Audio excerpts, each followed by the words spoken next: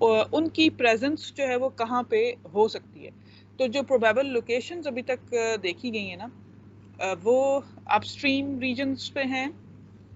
ज़्यादातर majority cases में अपस्ट्रीम्स पे हैं। आपने डाउन स्ट्रीम में देखी हैं तो वो आपके पास देखें कि आरएनए पॉलीमरेज 3 के केसेस में टाइप 1 एंड टाइप 2 जो थी उसमें डाउन स्ट्रीम आ रही थी, ठीक है। तो उसमें सिर्फ उसका पर्पस ये है कि जब जो रेगुलेटरी प्रोटीन्स हैं या ट्रांसक्रिप्शन फैक्टर्स हैं, उन्होंने अपने कॉरस्पॉन्डिंग सीक्वेंसेस को जिनोम पे या जीन पे रिकग्नाइज करना है और उसके बाद ट्रांसक्रिप्शन का प्रोसेस जो है वो स्टार्ट कराना है, ठीक हो गया। अब अगर हम ये एज्यूम करते हैं कि प्रमोटर का जो सीक्वेंस है या ऐसी किसी ट्रांसक्रिप्शन फैक्टर का कॉरस्पॉन्डिंग सीक्वेंस वो किसी इंट्रॉनिक रीजन में है, फिर तो जाहिर है उसकी सिंपल सी बात है कि वो इंट्रॉनिक रीजन में आता है तो वो ट्रांसक्राइब हो जाएगा, ठीक है। लेकिन आपको पता है कि इंट्रॉन्स जो हैं वो स्प्लाइस आउट हो जाते हैं स्प्लाइसिंग के प्रोसेस में, ठीक है। जो मैसेंजर आरएनए के अंदर इंट्रॉन एक्सॉन दोनों ट्रांसक्राइब होते हैं, लेकिन इंट्रॉन्स जो है वो स्प्लाइस आउट हो जाते हैं, तो वो तो वैसे ही निकल गया, ठीक। लेकिन अगर कुछ उसका पार्ट जो है वो एक्सॉनिक रीजन में भी हो, लेकिन ये है कि वो एक्सॉनिक रीजन जब ट्रांसक्राइब हो जाएगा तो वो जाहिर है कि अमाइनो एसिड्स किसी को हो सकता है एनकोड करता हो, ये जो ट्रिपलेट कोडॉन्स हैं, तो उससे भी हमें कोई फर्क नहीं पड़ता, क्योंकि प्रमोटर का कंसर्न और प्रमोटर का जो आप कह सकते हैं कि लिंक है, that is totally on the DNA, ठीक है। तो अगर आरएनए के अंदर आता भी है तो उससे हमें कोई फर्क नहीं पड़ता, वो तो आरएनए की तो फिर अपनी पूरी आगे से प्रोसेसिंग स्टार्ट हो जाती है ना, ठीक है। तो ये कोई इतनी अनयूजुअल बात नहीं होनी चाहिए कि प्रमोटर का सीक्वेंस जो है वो अगर आप हमेशा अपस्ट्रीम ही हो, वो डाउनस्ट्रीम भी हो सकता है। आप देखें कि एनहांसर एलिमेंट्स जो हैं they can be quite far away, ठीक है। वो इवन एनहांसर्स जो हैं they can be on other chromosomes as well. अब आप जीनोम ऑर्गेनाइजेशन पढ़ चुके हैं सारे, आपको बड़ी अच्छी तरह अंदाजा है कि क्रोमोसोम टेरिटरीज में अगर आपके 2-3 जीन्स हैं वो डिफरेंट क्रोमोसोम्स पे हैं, लेकिन अगर कोई एक सिंगल एनहांसर है जो इन तीनों को एनहांस कर सकता है एक्सप्रेशन को, दैट तो वो पॉसिबल है, ठीक है। क्योंकि वो 3 डायमेंशनल स्पेस में वो तीनों जीन्स जो हैं 3 डिफरेंट क्रोमोसोम्स के, वो they can come close together, वो लूपिंग मैकेनिज्म से वो क्लोज हो सकते हैं। और उसके बाद कोई एनहांसर जो है वो भी लूपिंग मैकेनिज्म से क्लोज करके, तो कोई जो टारगेट प्रोटीन है जिसने एनहांसर को बाइंड करना है और साथ ही इन तीनों जीन्स के भी रीजन्स को बाइंड करना है, तो वो बाइंड कर सकती हैं, ठीक है। तो प्रोटीन इंटरैक्शंस जो है वो इस तरह से they can take place quite far away, कि लीनियर क्रोमोसोम पे जो जीन्स हैं वो बहुत फार अवे हैं, लेकिन जब आप 3 डायमेंशनल फिजिकल उसकी बात करते हैं ना, उनकी अपीयरेंस की, उनकी लोकेशन की, तो फिर वो क्लोज आ सकते हैं और वो इंटरेक्शन कर सकते हैं, ठीक है। मुजाहिदा समझ आई? यस मैम, सही है। और मैम ये जो हमने पढ़ा था एक्टिव ट्रांसफर आरएनए जीन और इनएक्टिव ट्रांसफर आरएनए जीन, तो मैम जब एक्टिव ट्रांसफर आरएनए जीन में कोई मिथाइलेशन एसिटाइलेशन नहीं होती तो इसका स्ट्रक्चर ओपन होता है, और अगर नहीं होता तो फिर ये किस तरह लाइक लिंकिंग होती है इसकी आगे फर्दर क्रोमैटिन रिमॉडलिंग में? अच्छा, एक मिनट, मैं उसकी पिक्चर दोबारा खोल लेती हूँ जो हमने कल देखी थी। आप इस फिगर की बात करी ना, 38 स्लाइड पे जो है। Yes yes ma'am. ठीक है, दोबारा बोलें, क्या पूछना चाह रही हैं?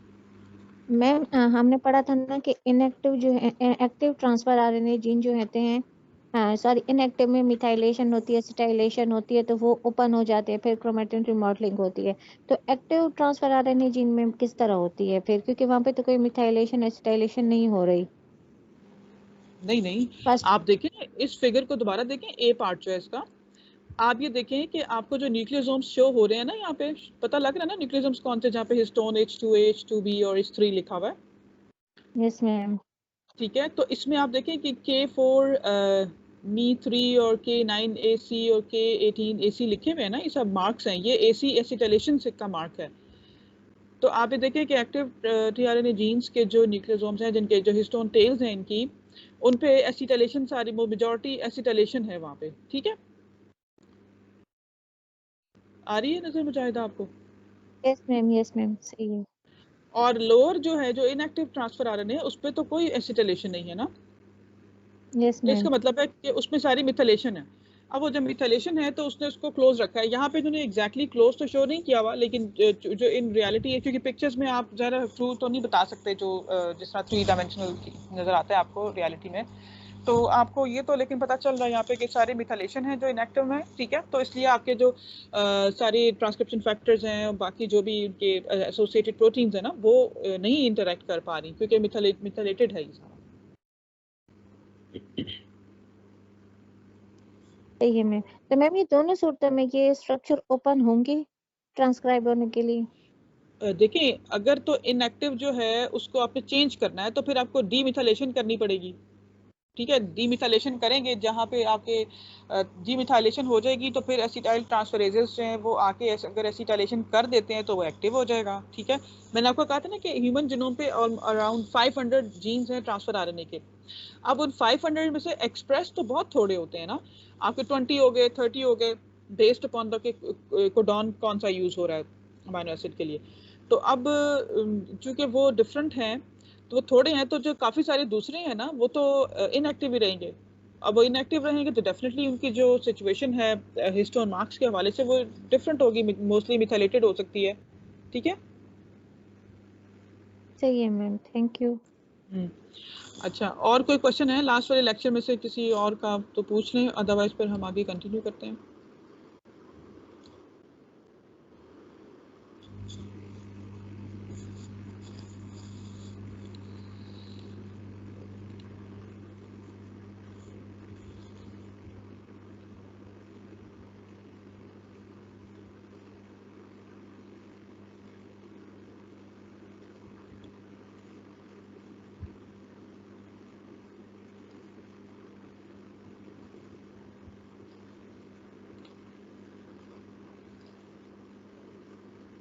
और क्वेश्चन नहीं है तो yesterday we were talking about transcription of eukaryotic system, right? We discussed different types of promoters for RNA polymerase 1, 2, and 3, and we also tried to see the different architecture of the promoter regions, right?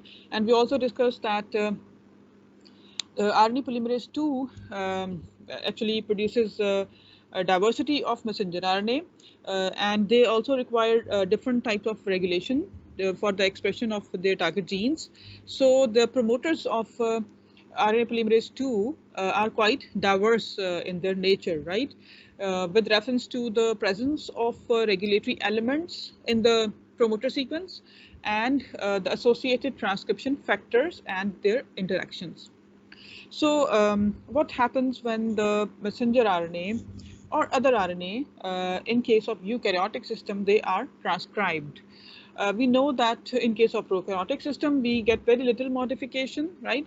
But in case of eukaryotic messenger RNA, we see and we observe a lot of modifications, right?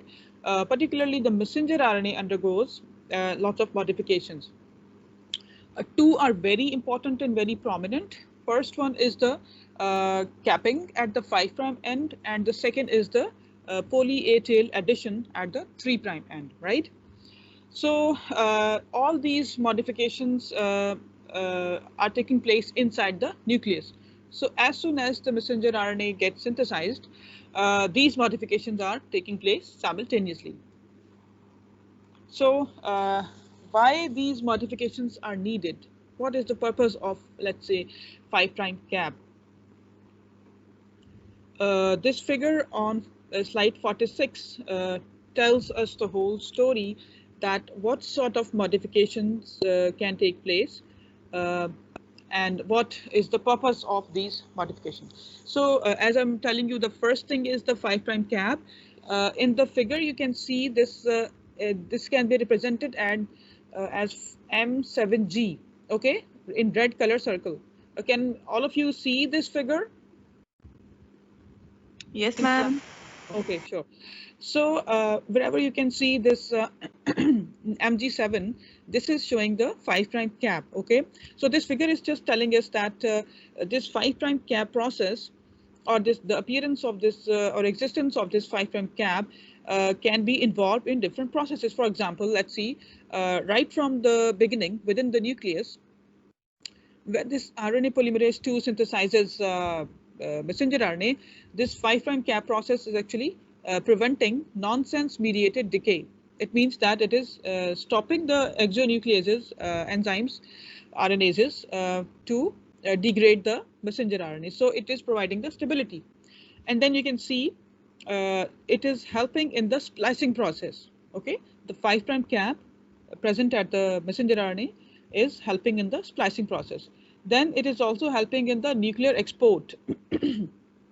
Okay, because you can see CBC, which is cap binding complex. Actually, it can recognizes this cap, and it helps in export of the messenger RNA from nucleus into the cytoplasm.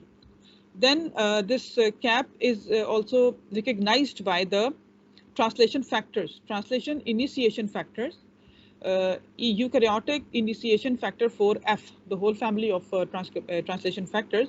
They are recognizing this cap, and then they are helping in the translation process. Okay, and again, when the messenger RNA is inside the cytoplasm, there it also needs stability. So it's also preventing the decapping, right? Decapping enzyme. And similarly, you can see that antiviral responses to aberrant cap structures.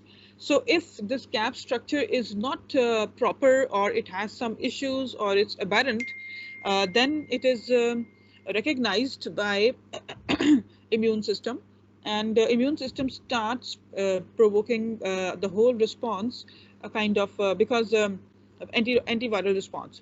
Because whenever messenger RNA is not properly capped, or it's decapped, then cell can sense it as a non-self, right? जैसे कि कोई चीज alien है, वो cell की अपनी नहीं है, तो इस तरह से वो एंटीवायरल रिस्पॉन्स जनरेट कर सकता है. So these are all the main important processes where this cap process is actually helping the cell. So now let's see what this cap is actually. Okay, you can see this figure on slide 47. Inverted guanosine methylated on the N7 position. So basically the guanosine is attached, and at 5' to 5' triphosphate bridge is made between the guanosine and the first nucleotide that is transcribed. Okay, so on the right side you can see the first transcribed nucleotide, and then there's a second nucleotide. Okay, and on the left side there is this bridge in the center. Okay, and on the left side you can see the guanosine. So now let's see the methyl groups in the red color, which you can see on the figure. So you can see that on the guanosine, at the end position of the base, you can see the methyl group, and then on the right side you can see the methyl group on the ribose sugar. Okay, so basically cap is a prominent it's a prominent cap structure in mammalian cells, and it is shown in the figure. So 7-methylguanosine is linked to the first transcribed nucleotide by a 5' to 5' triphosphate bridge. The first transcribed nucleotide is methylated on the O2 position of the ribose, and other methylations are also observed, including first transcribed nucleotide adenosine methylation on position 6 and second transcribed nucleotide ribose O2 methylation. So basically this capping process, actually how it starts. I told you that the first nucleotide that is incorporated in the messenger RNA, it retains its 5 phosphates. Okay, so the starting point is the unaltered 5' end of an RNA molecule, and this features a final nucleotide followed by 3 phosphate groups attached to the 5' carbon. So one of the terminal phosphate groups is removed by RNA terminal phosphatase, leaving 2 terminal phosphates. So GTP is added to the terminal phosphates by a guanylyl transferase, so losing 2 phosphate groups from the GTP in this process, and this results in the 5' to 5' triphosphate linkage, the bridge you saw in the previous figure. So this 7-nitrogen of guanine is methylated by a methyl transferase. So if the second base from the terminal is adenine, it can be methylated, and the third base from the terminal is usually methylated 10 to 15% of the time. So it is very interesting to note that the capping enzyme complex, right, all the enzymes which are needed to cap the 5' end, they are found bound to the RNA polymerase II before transcription starts. So as soon as the 5' end of the new transcript emerges, maybe 4 or 5 nucleotides, the enzyme transfer to it and begin the capping process. And this is similar kind of mechanism to ensure capping as for polyadenylation. We know that at 3' end we get many polyadenines, right? So, and for that, again, the enzymes are specific. So the enzyme for capping can only bind to RNA polymerase II, ensuring specificity to only those transcripts which are almost entirely messenger RNA or some microRNA or some small nuclear RNA as well. Even some non-long coding RNA can also be capped, but the types of capping and the location could be different actually, okay? So the nuclear export of RNA is regulated by the cap binding complex, so which binds exclusively to capped RNA. The CBC is then recognized by the nuclear pore complex and it is exported. So it means that this cap structure at the 5' end of RNA or messenger RNA is very, very important. And if it is not properly done, then the transport and export of messenger RNA from nucleus is disturbed, okay? Because the cap binding complex actually recognizes this structure, okay? And then because cap binding complex, again, once it recognizes the 5' cap, it binds to this cap and then it takes it to the nuclear pore complex. So you can think it as a kind of visa, right? So that the messenger RNA species which are having this visa, they can be exported, right? Otherwise, they will not be allowed to exit from the nuclear pore complexes. So once within the cytoplasm, after the pioneer round of translation, the cap binding complex is replaced by translation factors, translation factor, initiation factors, okay? There's a whole family, EIF24E and EIF24G. And this complex is then recognized by other translation initiation machinery, including the ribosomes. Is it clear to all of you, or is there any question? Excuse me, ma'am ji बोलें. Ma'am वो diagram में आपने एक point बताया था वो मुझसे miss हो गया. उसमें ये क्या था कि ये प्रिवेंटिंग एक्सोन्यूक्लियस का कि कैप जो है वो क्या करती है एक्सोन्यूक्लियस जी को? जी जी जी ये जो आरएनएजेस होते हैं ना, enzymes, exonucleases. Yes ma'am. Exonucleases एक जनरल टर्म है जो डीएनए और आरएनए के लिए एंजाइम दोनों यूज हो सकते हैं. आरएनएजेस होंगे आरएनए को डिग्रेड करने के लिए और न्यूक्लियेसेस होंगे जो आपका डीएनए उसको डिग्रेड करने के लिए ना. तो जो आरएनएजेस होते हैं ना, ठीक है, वो अगर कैप नहीं होगी तो वो डिग्रेड कर देंगे उसको, ठीक है, डिके शुरू कर देंगे उसका. लेकिन अगर कैपिंग प्रोसेस हुआ है, ठीक है, ये अटैचमेंट हुई भी है ग्वानिन की, तो फिर वो उसको नहीं अटैच कर सकते. अटैक नहीं करेंगे और डिग्रेड नहीं होगा ना, स्टेबिलिटी प्रोवाइड करेंगे. ठीक है, okay ma'am, thank you. Ma'am ji बोले. मैम हमारे पास जो ये लेक्चर है मैम, उसमें ये वाली स्लाइड नहीं है, ये 5' कैपिंग वाली. हाँ, ये 2 मैंने बाद में ऐड की है, मैं आपको ये भेज दूंगी, अपलोड कर दूंगी, ठीक है. Okay ma'am. असल में मैं अपडेट करती रहती हूँ ना साथ में, तो वो फिर समटाइम कोई नई चीज आ जाती है तो फिर वो बेहतर लगती है मुझे, तो उससे ऐड कर देती हूँ. अच्छा, और कोई क्वेश्चन है please? Okay, so the other modification is the poly A tail, right? So I told you that there are certain sequences within the gene, right? And when the RNA is transcribed from that gene, then they can act as cleavage signal. For example, here in this figure on slide 50, you can see the nascent RNA is shown, right, with 5' cap, and then cleavage signal, right, AAU-AA. So this is a kind of cleavage signal that once the RNA has been transcribed up to this level, then it would be recognized by specific endonucleases, right, and then it will be degraded.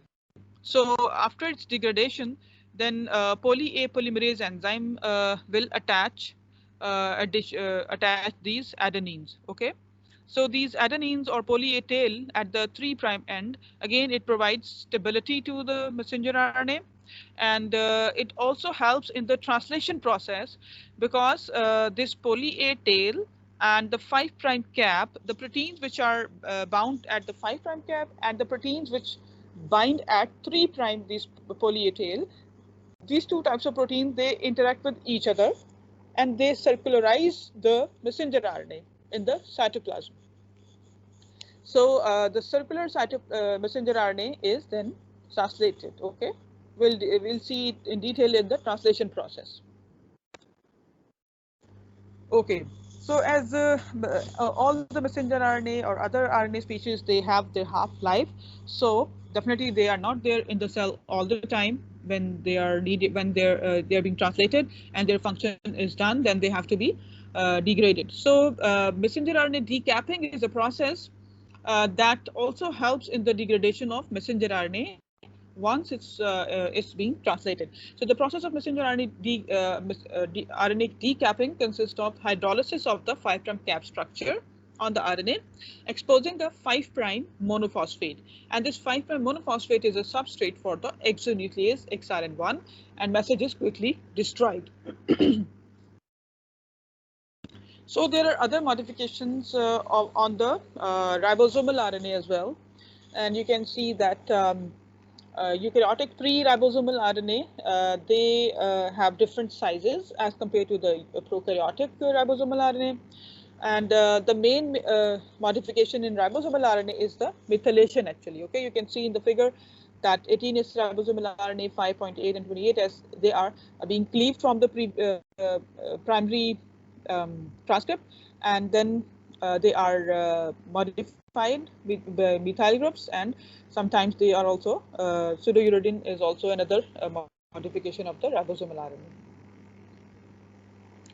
And then the pre-transfer RNA, they are also modified.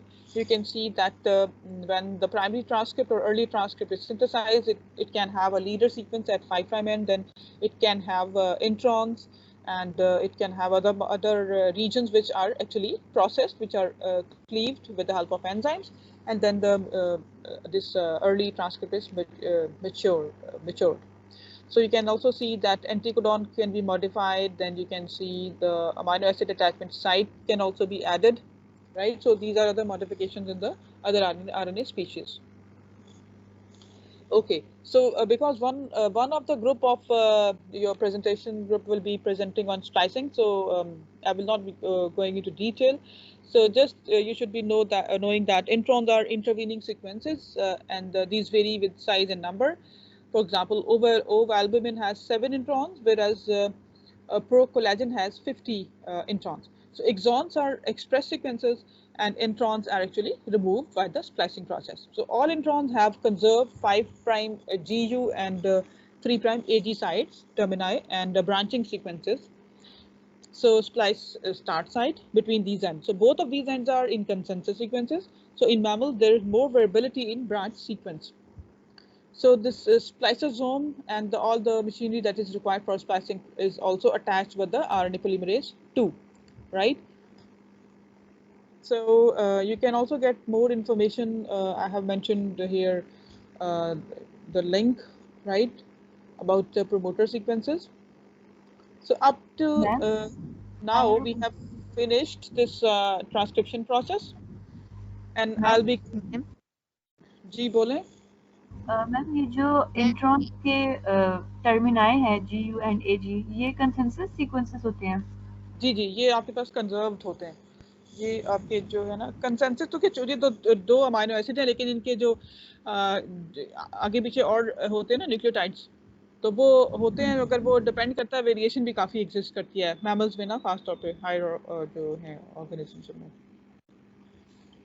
Ma'am ji ma'am ये कल जो हमने transcription machinery वाली slide last में पढ़ी थी तो ma'am वहाँ पे हमने सिर्फ बेसल प्रमोटर और डिस्टल प्रमोटर का जिक्र किया था मैम वहाँ पे कुछ जीन ऑन जीन ऑफ का भी है मैम सर उसको बता दें कि वो क्या है बता सकते हैं कौन सी स्लाइड है मैम कल जो लास्ट में पढ़ी थी आई थिंक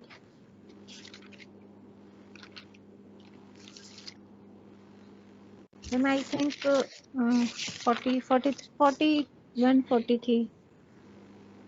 40 मैम ये वाली नहीं ये 44 पे जो नो मैम पीछे जो थी अभी आपने ओपन की थी यस मैम, ये वाली। मैम इसमें जो जीन ऑन और जीन ऑफ का जिक्र है, मुझे स्लाइड नंबर मैम बता दें। 43। 43 ये तो उसका स्ट्रक्चर है आरएनए पॉलीमरेज 2 का, जिसमें कि इसकी हमने ना रेपिटेटिव पार्ट है, इसकी कार्बोक्सी टर्मिनल डोमेन है, जिसका पेपर अभी हम पढ़ने मैम जा रहे हैं। मैम इससे नेक्स्ट ना ये जिस पे लिखा है a bird's eye view of eukaryotic transcription. Ma'am इसमें जो ऊपर ये जीन ऑफ और नीचे ये जो जीन ऑन वाला लिखा हुआ है, जी जी। मैम ये एक्सप्लेन कर दे, क्योंकि इसमें हमने सिर्फ कल बेसल प्रमोटर और डिस्टल प्रमोटर जिक्र किया था। नहीं, इसमें तो बेसिकली आपको ना एक क्विक बताया हुआ है कि जो यूकैरियोटिक ट्रांसक्रिप्शन है, जब कंडेंस होती है क्रोमैटिन, ठीक है, मिथाइलेशन मार्क्स होते हैं या और बाकी उसकी चेंजेस हैं, तो जीन ऑफ होगा ना। तो कैसे ऑन होगा? With the help of activators जो कि आएंगे, वो उसके मार्क्स को चेंज करेंगे, ठीक है, और वो एरिया ओपन करेंगे। और उसके बाद फिर आप देखेंगे कि यहाँ पे बहुत सारे जो है वो प्रोटीन्स हैं जिन्होंने आप कह सकते हैं कि बेसल प्रोमोटर को बाइंड किया। तो बेसल प्रोमोटर की बात थी कि जो ऑलमोस्ट 100 या 200 बेस पेयर रीजन होता है ना ट्रांसक्रिप्शन स्टार्ट साइड के अपस्ट्रीम जो है, उसको हम कहते हैं कि वो बेसल प्रोमोटर सीक्वेंस होता है, जिसमें कि मल्टीपल सीक्वेंसेस होते हैं डिफरेंट ट्रांसक्रिप्शन फैक्टर्स को बाइंड करने के लिए ना।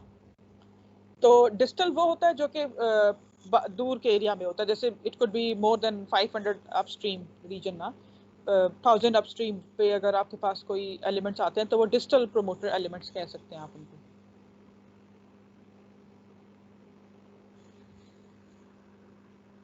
सही है मैम। ठीक तो है। मैम ये एनहेंसर्स वगैरह जो है मैम, ये इनके बाद जो है तो जीन ऑन होगा।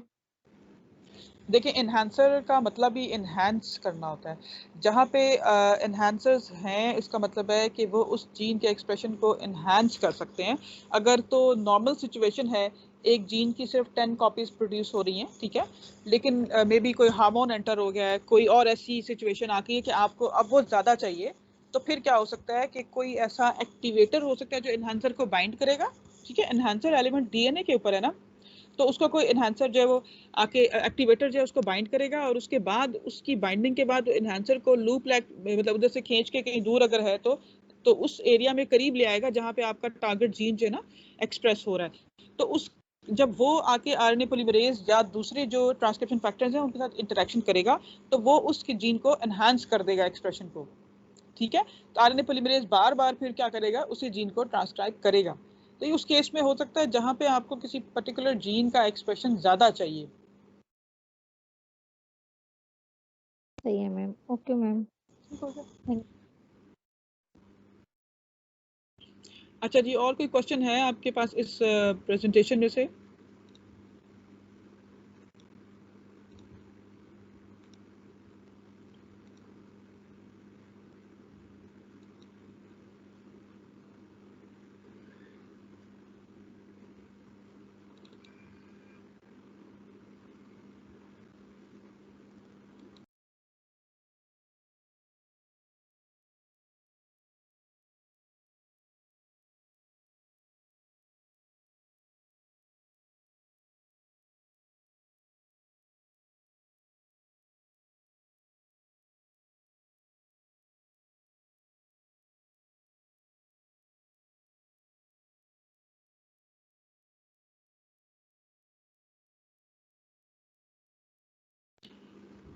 आपको ये पेपर शेयर हो रहा है?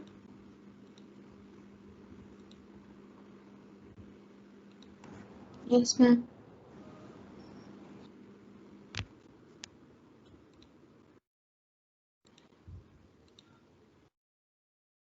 एक मिनट अगर होल्ड करें प्लीज।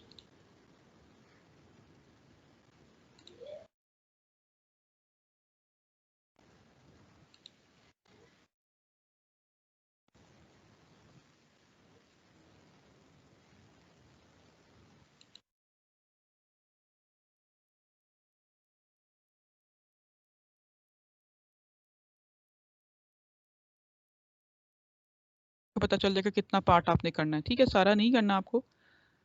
इसमें आपने जो करना है, अच्छा इस पेपर के बारे में बताती हूँ कि RNA polymerase 2 carboxy terminal domain code basically जो आरएनए पॉलीमरेज 2 एंजाइम है, ये प्रोकैरियोट्स और यू में तो जाहिर है कि उनसे बहुत डिफरेंट है और ये इवॉल्व हुआ है लेटर यूकैरियोटिक सिस्टम्स में, ठीक है। तो इसके अंदर एक ख़ास इसकी सब यूनिट है जिसे आप कार्बोक्सी टर्मिनल डोमेन कहते हैं। और कार्बोक्सी टर्मिनल डोमेन जो है इसका बहुत इंपॉर्टेंट रोल है पूरे ट्रांसक्रिप्शन प्रोसेस के अंदर, ठीक है। क्योंकि उसके अच्छा खासा उसका स्ट्रक्चर है, फिर उसमें मॉडिफिकेशंस होती हैं और फिर वो मॉडिफिकेशंस जो हैं दे हैव मीनिंग, ठीक है। जिस तरह हमने पढ़ा था हिस्टोन की जो मॉडिफिकेशंस होती हैं उसके केस में, या फिर डीएनए की मॉडिफिकेशन में भी नो के रीडर्स, राइटर्स और इरेजर्स की टर्मिनोलॉजीज यूज़ की थी। इसी तरह इसकी भी टेल के बारे में ऐसी ही टर्मिनोलॉजीज यूज़ की जाती हैं, क्योंकि जो एंजाइम्स हैं जिन्होंने इनको रिकग्नाइज करना है, फिर मॉडिफिकेशंस करनी है या उनको इरेज करना है, तो वो उसके अकॉर्डिंगली उनकी नेमिंग जो है वो होती है। तो इन जनरल इस पेपर में जो है ना ओवरऑल इन्होंने शो किया हुआ है कि इस जो कार्बोक्सी टर्मिनल डोमेन का है स्ट्रक्चर कैसा होता है, ठीक है। और उसके बाद फिर इसमें जो मॉडिफिकेशन की टाइप्स हैं ना वो किस किस्म की मॉडिफिकेशन होती हैं। फिर ये कि अगर इसका साइज़ बड़ा है तो इस पे जो फंक्शनल यूनिट्स जो हैं इसकी वो कितनी हैं, कितना रीजन इसका फंक्शनली इम्पॉर्टेंट है और कितना जो है वो फंक्शनली इम्पॉर्टेंट नहीं है। इसके बाद फिर इसमें इन्होंने शो किया हुआ है कि जो इसमें इसका जो सीक्वेंसेस है उनकी प्रॉपर्टीज़ क्या हैं, फिर जो पोस्ट ट्रांसलेशन मॉडिफिकेशंस हो रही हैं सीटीडी की वो कौन कौन सी हो रही हैं, ठीक है।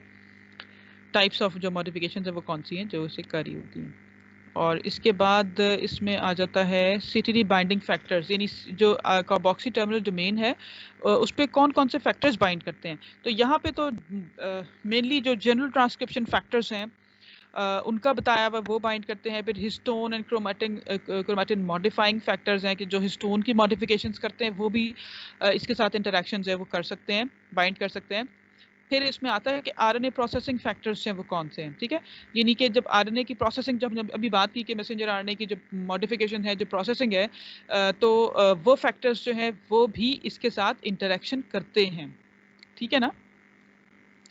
अच्छा, उसके बाद इसमें फिर उन्होंने एक्सप्लेन बहुत सारी और चीज़ें की हैं, वो आपने नहीं करनी कि retro acting CTD modifying factors कौन से हैं, characteristics of CTD binding domains क्या हैं, फिर ये चीज़ें नहीं करनी आपने। उसके बाद chromatin immunoprecipitation of RNA polymerase 2, उसकी भी आपको ऐसा कोई ज़रूरत नहीं है।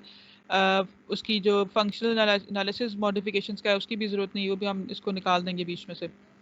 और उसके बाद हाँ इंपॉर्टेंट ये है कि dynamic phosphorylation pattern of CTD in transcription cycle, यानी जो कार्बोक्सी टर्मिनल डोमेन जो है ना इस पे जो मॉडिफिकेशन होती है और ख़ास तौर पे जो फॉस्फोराइलेशन होती है, तो वो किस किस अमाइनो एसिड पे कहाँ कितनी दफ़ा होती है, तो वो ट्रांसक्रिप्शन के इनिशिएशन फेज में क्या होती है, इनॉगेशन में क्या होती है और टर्मिनेशन में क्या होती है।